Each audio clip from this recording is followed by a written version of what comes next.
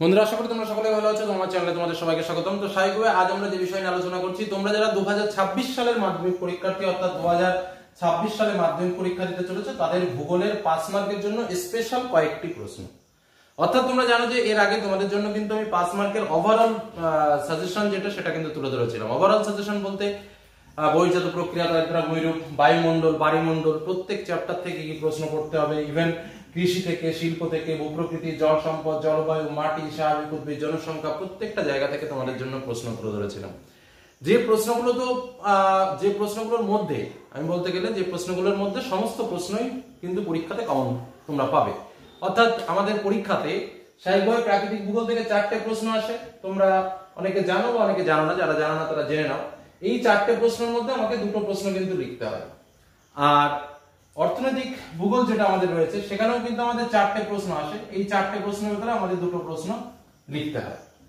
তো এখন যে বিষয় হচ্ছে যে স্যার এত প্রশ্ন আমি পড়বো না, আরো কম পড়ে আমি কিভাবে কমন পেতে পারি। তো যারা একটু দুর্বল শ্রেণীর ছাত্রছাত্রীরা রয়েছে, যারা মনে করছো যে অতটা পড়তে পারবো না, তাদের জন্য আমি মাত্র স্পেশাল কয়েকটি প্রশ্ন বলে দিচ্ছি এবং চালাকিটাও শেয়ার করে দিচ্ছি যে এইভাবে পড়ো, তাতেও দেখবে যে তোমরা 100-এ 100% কমন পাচ্ছ এবং ফুল মার্কস তোমরা নিয়ে আসতে পারছো। ফুল মার্কস মানে 5 মার্কের কোশ্চেনে যে এদিকে 10 মার্ক এবং এদিকে 10 মার্ক, মোট 20টি মার্কস থাকে। এই 20-র মধ্যে কিন্তু 20 পাওয়াটা খুবই সহজ ব্যাপার, শুধু অল্প একটু পড়াশোনাটা করতে হবে। তো আজকের আলোচনায় কিন্তু আমরা সেই টিপস এবং সেই প্রশ্নগুলো তোমাদের সামনে তুলে ধরবো, যে প্রশ্নগুলো ভাইটাল। প্রথমে আসি, বিষয়টা বুঝে নিই। প্রাকৃতিক ভূগোলে দেখো 4টে প্রশ্ন। প্রথম প্রশ্নটা আসবে বহির্জাত প্রক্রিয়া ও তাদের দ্বারা সৃষ্ট ভূমিরূপ, এখান থেকে। দ্বিতীয় প্রশ্নটা আসবে বায়ুমণ্ডল থেকে। তৃতীয় প্রশ্ন আসবে বায়ুমণ্ডল থেকে। 4 নম্বর প্রশ্ন আসবে বাড়িমণ্ডল থেকে। বোঝা গেল কি বললাম? এবার যেটা কথা সেটা হচ্ছে এই বায়ুমণ্ডল চ্যাপ্টার থেকে কিন্তু আমাদের অনেকগুলো প্রশ্ন পড়তে হয় এবং বায়ুমণ্ডলের প্রশ্নের যে কাঠামো, সেই কাঠামো দেখলে আমরা বুঝতে পারবো যে প্রশ্নগুলো মাঝে মাঝে কি হয়, একটু একটু ঘুরিয়ে দেয়। মানে একটু প্রয়োগমূলক, বুদ্ধিমূলক প্রশ্নও কিন্তু বায়ুমণ্ডল থেকে আসে। আর আমি ছাত্রছাত্রীদের, বিশেষ করে দুর্বল ছাত্রছাত্রীদের, এই বায়ুমণ্ডলটাকে এড়িয়ে যেতে বলি। তারও একটা কারণ আছে। কারণ বায়ুমণ্ডলের কোশ্চেনে যদি কোনো উত্তর লেখার সময় একটু ভুল হয়ে যায়, তাহলে সেক্ষেত্রে পুরোপুরি শূন্য হওয়ার একটা সম্ভাবনা থাকে। কেন? তার কারণ হচ্ছে এটা পুরো সায়েন্টিফিক অ্যান্সার। একটু ভুল হলেই নম্বর পুরোপুরি মাইনাস হওয়ার সম্ভাবনা। কিন্তু সেই তুলনায় বহির্জাত প্রক্রিয়া বলো, বাড়িমণ্ডল বলো, ওই জায়গাতে কিন্তু অতটা নম্বর কাটার জায়গা নেই, একটু ভুললেও কিছু নম্বর পাবে।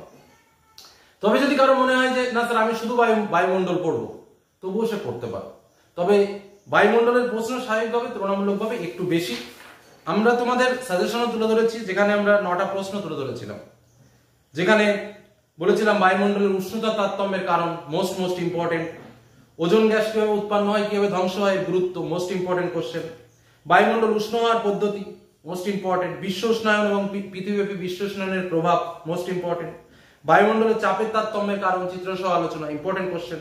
ভূমধ্যসাগরের জলবায়ুর প্রধান বৈশিষ্ট্য, ইম্পর্টেন্ট কোশ্চেন। মৌসুমী বায়ুর উৎপত্তির কারণ, মৌসুমী বায়ুর সঙ্গে জেট বায়ুর সম্পর্ক, ইম্পর্টেন্ট কোশ্চেন। ক্রান্তীয় ঘূর্ণবাদ, নাতিশীতোষ্ণ ঘূর্ণবাদের পার্থক্য। বায়ুমণ্ডল থেকে এই প্রশ্নগুলো পড়তে হবে যারা বায়ুমণ্ডল পড়বে মনে করছো। আর কিছু পড়ার দরকার নেই, এখান থেকে 2টো প্রশ্ন পাবে আশা রাখছি। তবে একটু রিস্ক থাকবে, কারণ অনেক সময় কি হয়, প্রশ্নগুলোকে একটু টার্নিং করে দেয়। তবে সব থেকে সহজ পদ্ধতিতে কমন পাওয়ার বুদ্ধিটা এবার তোমাদের বলি। সেটা হচ্ছে বহির্জাত প্রক্রিয়া ও সৃষ্ট ভূমিরূপ, এই চ্যাপ্টার থেকে আমরা প্রশ্ন পড়বো এবং এই যে বায়ুমণ্ডল, এখান থেকে প্রশ্ন পড়বো। কি কি প্রশ্ন আমি বলে দিই। বহির্জাত প্রক্রিয়া ও তার দ্বারা সৃষ্ট ভূমিরূপ থেকে আমরা 4টে প্রশ্ন পড়ব।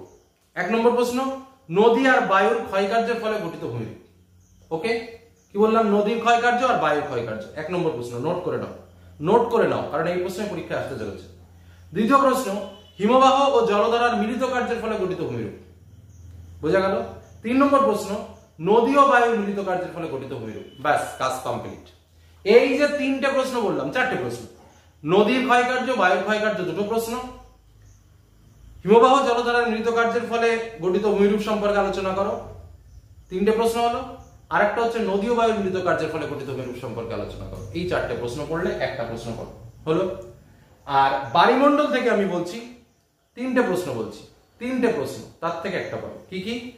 সমুদ্র স্রোত সৃষ্টির কারণ কি বা সমুদ্র স্রোত সৃষ্টির নিয়ন্ত্রক আলোচনা করো। দ্বিতীয় প্রশ্ন, পৃথিবীব্যাপী সমুদ্র স্রোতের প্রভাবগুলি আলোচনা করো। এবং তৃতীয় প্রশ্ন, জোয়ার ভাটার প্রভাব আলোচনা করো। অনেকে বলবে স্যার জোয়ার ভাটা আগেরবার চলে এসেছে, এবার আসবে না।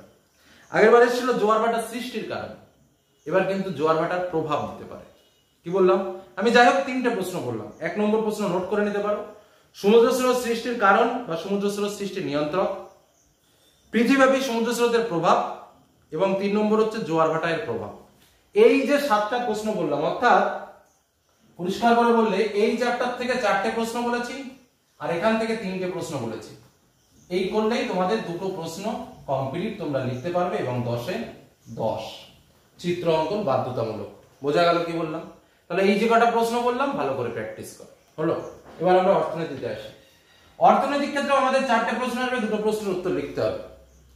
এখানে মজাটা কোথায় দেখো, আমাদের অনেকগুলো অংশ আছে। ভারত চ্যাপ্টারটা তোমরা ভালো করেই জানো। ভারতে ভূপ্রকৃতি, জল সম্পদ, জলবায়ু, মাটি, স্বাভাবিক উদ্ভিদ, জনসংখ্যা, পরিবহন, অনেক কিছু আছে।